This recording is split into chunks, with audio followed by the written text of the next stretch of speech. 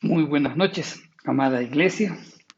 Nuevamente estamos aquí hoy viernes, pues, para aprender más sobre el libro de Eclesiastés, un maravilloso libro con muchas enseñanzas. Estamos tratando sobre la sabiduría, así que vamos a continuar con este capítulo 7 de Eclesiastés. Gracias por acompañarnos y como siempre, pues antes de empezar la enseñanza, vamos a orar pidiendo la dirección del Espíritu Santo. Padre Santo, Señor Todopoderoso, Eterno, bendito seas, Señor. Proclamamos tu grandeza, tu poder, tu señorío, Señor. Tú eres el Señor de nuestras vidas. Tú eres el alfarero, nosotros somos el barro, Señor. Tú nos formas, nos transformas y nos usas como tú quieres, Padre Santo. Señor, pues te damos gracias por la oportunidad que nos das de poderte servir. Gracias porque nos rescataste, nos redimiste. Y gracias también, Señor, porque permites que podamos escudriñar, que podamos meditar tu palabra y de ese modo también podamos conocerte cada vez más. Señor, enseñoréate todo lo que hablemos en esta noche y que el propósito principal sea, pues, exaltar tu nombre, bendecir tu nombre y permitir que cada día podamos conocerte más. En el nombre de Jesús te lo pedimos. Amén. Pues bien, vamos a tratar sobre el libro de Eclesiastés. Este ya es nuestro 20º mensaje de este libro. Estamos tocando el capítulo 7. Lo hemos titulado, pues, La sabiduría nos ayuda a ver la vida con claridad. Capítulo 7, los versos del 11 al 18. Y la escritura nos dice, vamos a leerlo. Eclesiastés, capítulo 7, versos del 11 al 18. Y dice, buena es la ciencia con herencia y provechosa para los que ven el sol, porque escudo es la ciencia y escudo es el dinero. Mas la sabiduría excede el que da vida a sus poseedores. Mira la obra de Dios, porque ¿quién podrá enderezar lo que él torció? En el día del bien, goza del bien. En el día de la adversidad, considera. Dios hizo tanto lo uno como lo otro, a fin de que cada hombre nada halle después de él. Todo esto he visto en los días de mi vanidad. Justo hay que perece por la justicia, y hay impío que por su maldad alarga sus días. No seas demasiado justo, no seas sabio con exceso. ¿Por qué habrás de destruirte? No hagas mucho mal, ni seas insensato. ¿Por qué habrás de morir antes de tiempo? Bueno, es que tomes esto, y también de aquello no apartes tu mano, porque aquel a quien Dios teme saldrá bien en todo. Amén. Como dijimos, el libro de Eclesiastés es un libro escrito en poesía y también nos obliga, pues, a pensar, a indagar, a informarnos un poco más sobre lo que tenía el autor en mente. Una de las cosas que podemos mencionar muy rápidamente al leer todo esto es que una señal de madurez es nuestra habilidad para ver la vida en perspectiva, en una buena perspectiva y no desequilibrarnos. Cuando tenemos la sabiduría divina, somos capaces de aceptar y manejar las experiencias cambiantes de la vida. En esta porción de las Escrituras, pues Salomón presenta, pues, experiencias cambiantes de la vida. Nos habla sobre la riqueza en los versos 11 y 12, nos habla sobre la providencia de Dios en el verso 13, en el verso 14 sobre la adversidad y la prosperidad, y en los del 15 al 18 nos habla sobre la justicia y sobre el pecado. Tiempos experiencias que cada uno de nosotros, pues, experimenta en nuestra vida diaria, ¿no? Pues bien, vamos a tratar ahora sobre la riqueza. La sabiduría es mejor que una herencia generosa, ¿verdad? el dinero puede perder su valor o de repente el dinero no los pueden robar. Pero la verdadera sabiduría conserva su valor y no la pierde, a menos que realmente pues seamos tontos y la abandonemos deliberadamente. La persona que tiene riquezas, pero carece de sabiduría, suele despilfarrar toda su fortuna. Pero la persona que tiene sabiduría sabrá pues cómo conseguir y al mismo tiempo usar, ¿no?, la riqueza. Deberíamos pues estar agradecidos por el rico tesoro de la sabiduría que hemos heredado del pasado y deberíamos sentir vergüenza pues por las muchas veces que ignoramos o desobedecemos la sabiduría. La sabiduría pues es como un refugio para aquellos que obedecen, pues da mucha mejor protección que el dinero. Es lo primero que nos está enseñando Salomón, que la verdadera protección la tenemos en la sabiduría y no en el dinero. ¿Qué es la sabiduría?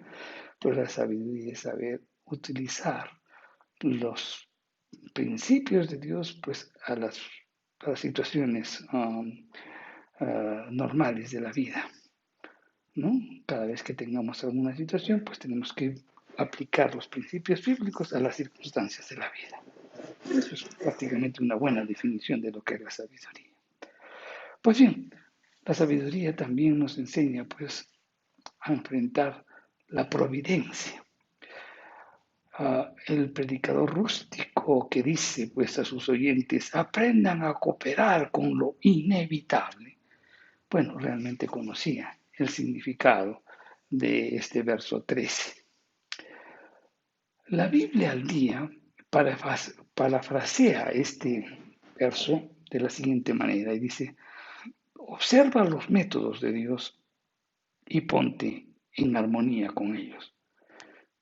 Y esto no es una invitación pues al fatalismo tiránico, de repente como lo vimos en el capítulo 1, en el verso 15. Ahora más bien es una invitación sensible a una vida entregada a la voluntad de Dios. Si Dios hace algo torcido, pues bien, Él tiene la habilidad de enderezarlo. Y quizás puede pedirnos, porque si le place, pues que nosotros cooperemos con Él para hacer esa tarea. Pero si quiere que eso permanezca torcido, lo mejor que podemos hacer es no discutir con Dios. Él es Dios. Nosotros muchas veces no llegamos a comprender uh, o comprender bien la obra de Dios, pero sabemos que el que lo hizo todo hermoso en su tiempo, ¿no? Incluye las cosas que nosotros, y cuando hablamos y decimos que Dios es el que creó todo hermoso y en su tiempo, pues está refiriéndose también a todo lo torcido o a las cosas feas que nosotros pensamos que es así, ¿no? Pensamos que es así, pero Dios sabe por qué las hizo. Existe una oración que usan varios grupos de apoyo alrededor del mundo, tales como a los alcohólicos anónimos, y coincide pues con la lección que Salomón nos quiere enseñar en este versículo 13. ¿Cuál es esa oración? Dice, Dios, concédeme la serenidad para aceptar las cosas que no puedo cambiar, valor para cambiar aquellas que no puedo y sabiduría para reconocer la diferencia. Una muy buena oración y que justo se calza muy bien lo que Salomón nos quiere dar a entender. En suma, como dice pues el verso 13, el ser humano realmente tiene un problema. Mira la obra de Dios y dice, ¿por qué Dios lo hizo torcido? Entonces él se pregunta, ¿quién lo puede enderezar? Bueno, para hacer eso no se necesitan atajos. Se requiere sabiduría para enfrentar la vida y dejarles una herencia segura a nuestros hijos. ¿Quién podrá interesar lo torcido? El Salmo 19:9 enseña que los juicios de Jehová son verdad, todos justos. Ahora, ¿qué significa o qué son los juicios de Dios? Simplemente lo que Dios determina. Dios determina que existe una vida eterna que se vive desde aquí. Y esta vida eterna está en su Hijo. Dios determina que el que tiene al Hijo tiene vida. Y el que no tiene al Hijo de Dios en su corazón no tiene vida. Eso lo dice en Juan, en el capítulo 5, los versos 11 y 12, y los vamos a leer. Y dice, y este es el testimonio, que Dios nos ha dado vida eterna, y esta vida está en su Hijo. El que tiene al Hijo, tiene la vida, y el que no tiene al Hijo de Dios, no tiene la vida. Entonces no se trata de un asunto de religión, es un asunto de potestad y determinación de Dios.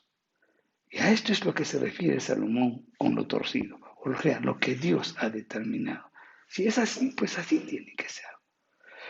Entonces, aquí nos está advirtiendo que la religiosidad o la falta de espiritualidad no es el camino, pues para encontrar el propósito, para encontrar la satisfacción y menos aún una herencia segura para nuestros hijos. Es necesario, pues, hallar la verdadera sabiduría basada en el temor de Dios. Vamos a contemplar entonces ahora otra circunstancia de la vida que es la adversidad y la prosperidad.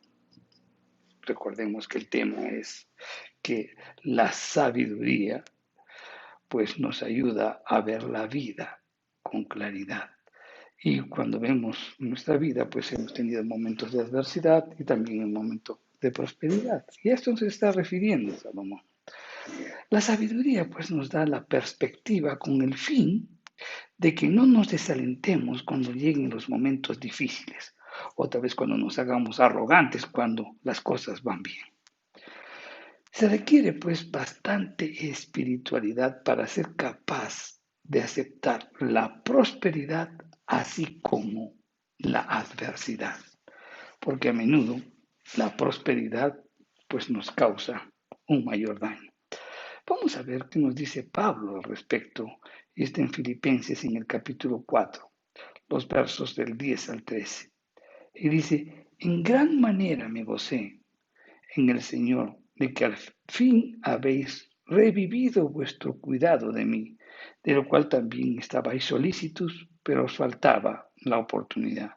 No digo porque tenga escasez, pues he aprendido a contentarme, cualquier sea mi situación.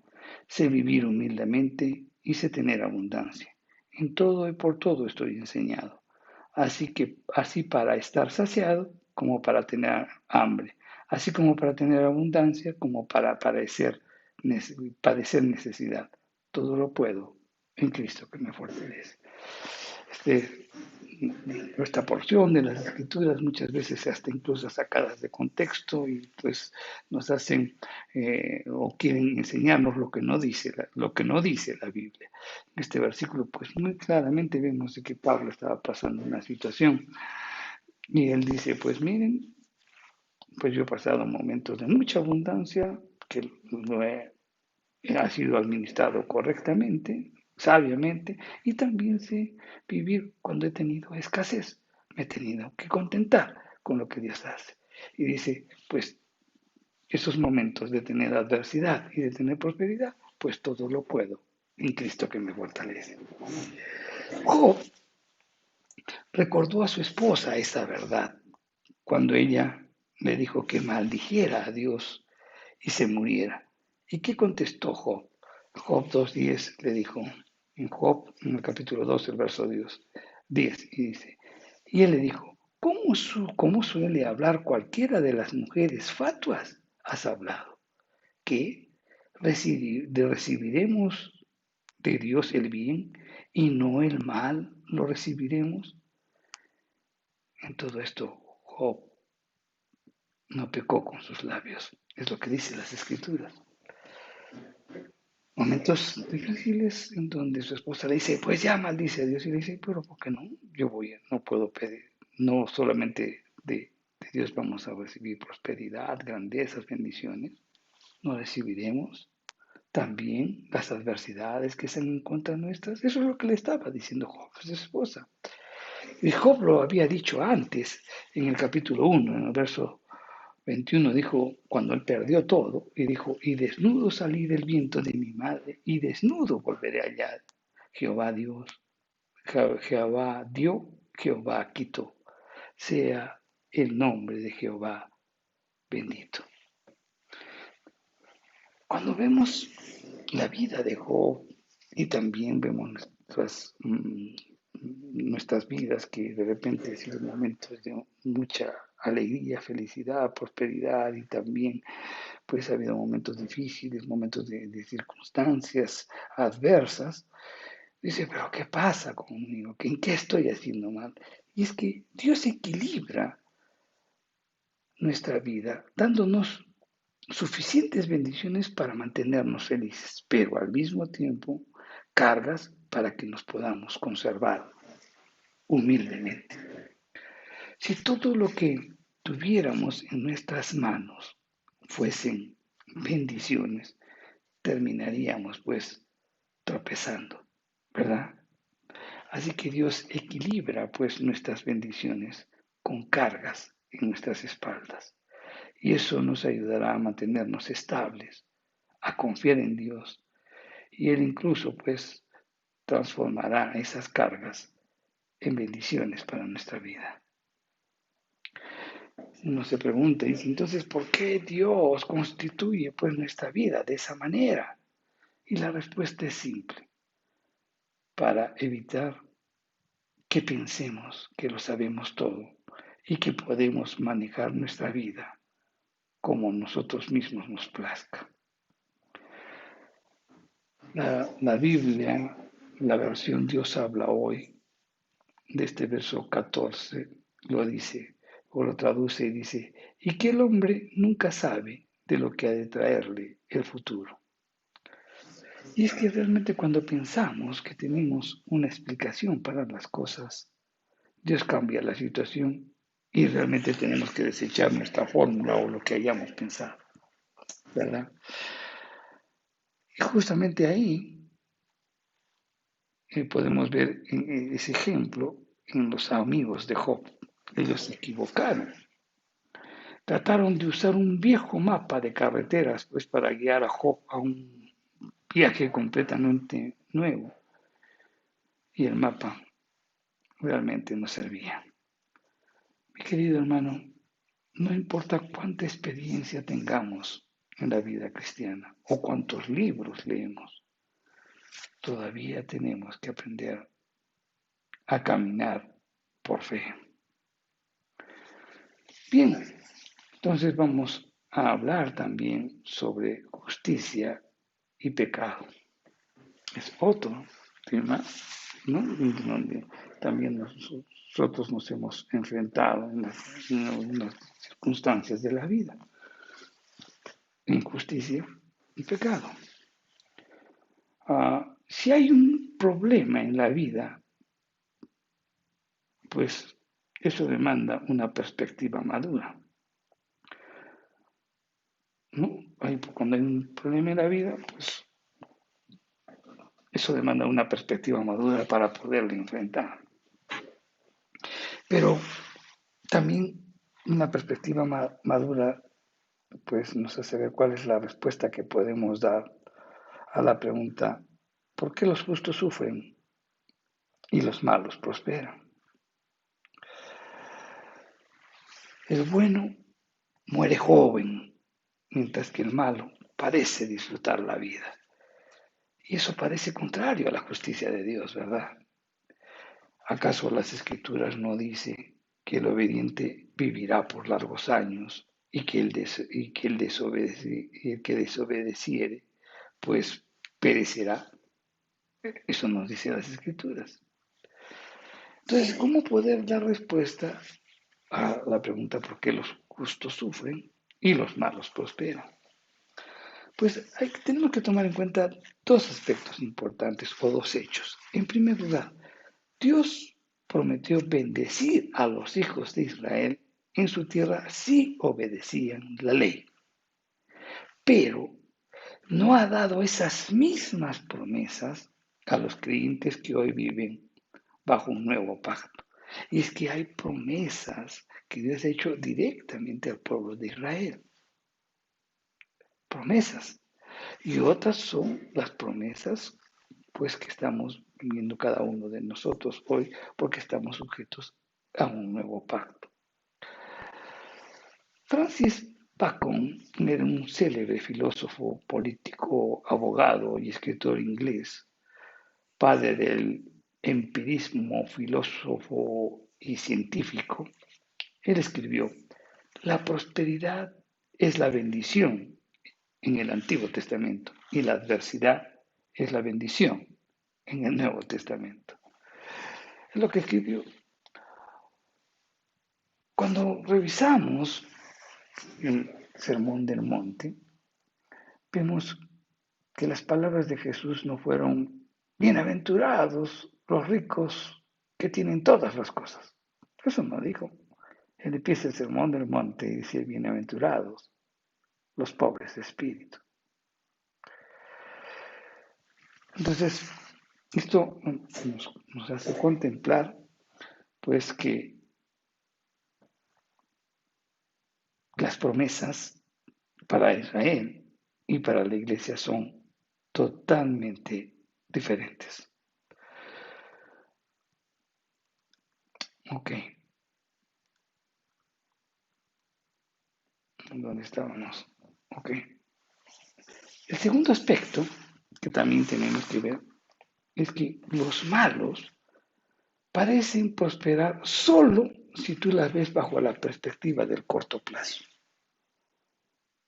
Muchas veces es, mira, donde te dan una persona que de repente es totalmente impía, pues una persona totalmente sin embargo comienza a prosperar. Pero esa es una visión corta, no es la verdadera visión.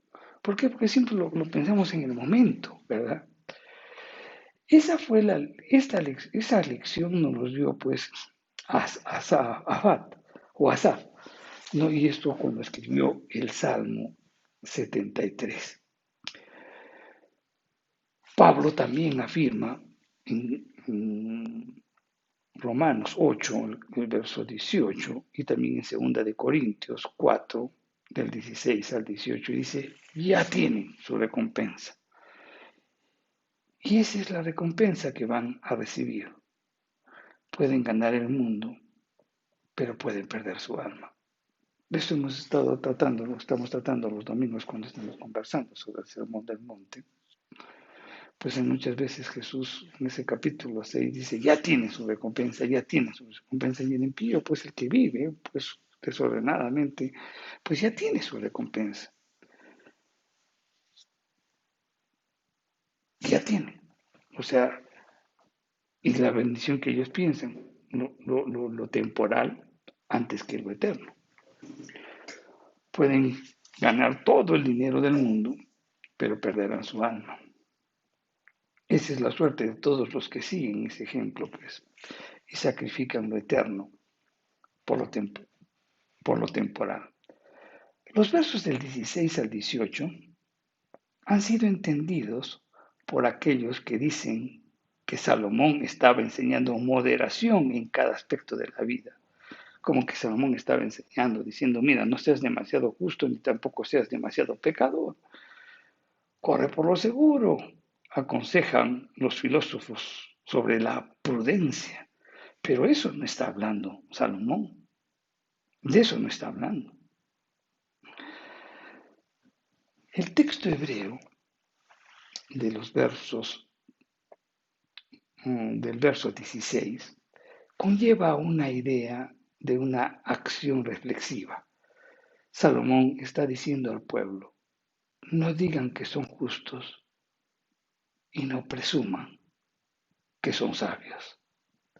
En otras palabras, les estaba advirtiendo en contra de su propia justicia y no del orgullo que viene cuando pensamos que todo lo sabemos. Salomón deja muy claro en el verso 20 que no hay justos, o sea, de forma que no puede estar refiriéndose pues a la justicia social. Él estaba condenando más bien la justicia propia de los hipócritas y de la falsa sabiduría de los orgullosos. Y les advertía que esos pecados pueden llevar a la destrucción y la muerte. Pues vamos a repetir y tengamos en cuenta eso. ¿Cuáles son los pecados que pueden llevarnos a la destrucción y la muerte? Pues nuestra propia justicia hipócrita y la falsa sabiduría de los orgullosos. El verso 18 pues equilibra la advertencia de Salomón y dice, debemos aferrarnos pues a la verdadera justicia y no debemos alejarnos de la verdadera sabiduría. Y la manera de hacerlo es caminando en el temor de Dios. El temor de Jehová es el principio de la sabiduría, o el temor a Jehová es el principio de la sabiduría, y eso lo dice en Proverbios 9:10. Cristo para el creyente es sabiduría, justificación, redención, de forma que los hijos de Dios no tienen que producir esas bendiciones por sí mismas, porque todo lo tenemos en Cristo.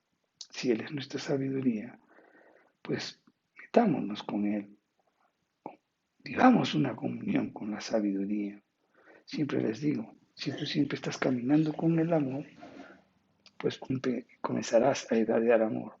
Si todos los días estás conversando, deleitándote con la sabiduría, pues cada día serás más sabio. Pues bien, pues Salomón nos está enseñando que con la sabiduría, pues podemos o nos ayuda a enfrentar las experiencias de la vida, como la riqueza, la providencia de Dios, la adversidad y la prosperidad, la justicia y el pecado. Tengamos en cuenta todo ello y pues pidamos al Señor siempre que nos dé sabiduría. Vamos a orar. Padre Santo, te damos gracias por tu palabra, Señor. Gracias porque nos ayudas pues a enfrentar cada circunstancia de la vida. Nos das todas las armas y la mejor arma que tenemos es tu sabiduría. Gracias, Señor. Salomón decía, adquiere sabiduría.